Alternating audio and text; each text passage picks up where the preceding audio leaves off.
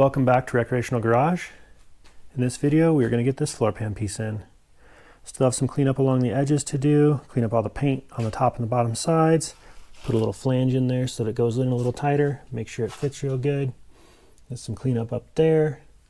And before we put it in, I'm going to be able to sit right here and make sure all the edges around this toe board are super cleaned up, grind those welds down, fill in any welds that I need to, just make it as nice as possible while it's easier to get to.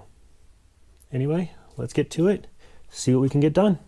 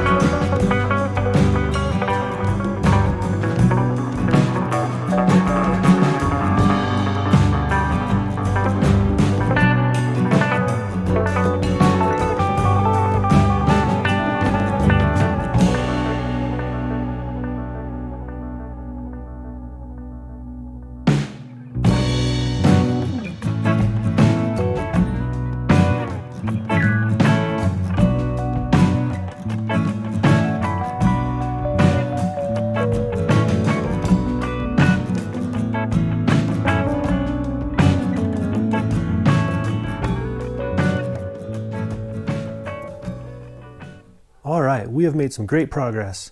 Both floor pan pieces are in, toe board pieces are in, the subframe floor supports are in. Everything is looking great. Great progress. Lots and lots of rust removed. And I still have to come back and do the seat risers. I still have some firewall work I need to do to try to get rid of some rust up in the firewall area. So it might be easier to be able to lay in there without the seat risers in place to work on that firewall. So I'm going to hold off on putting those in. I'll come back and do those later.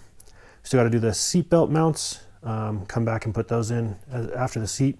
When I do the seat risers, we'll do that at the same time. But moving on to other more fun things in the next video. I'm pretty excited about it. It's going to be really cool. So come back and check out what's going on in the next video. Anyway, thanks for watching. We'll see you next time.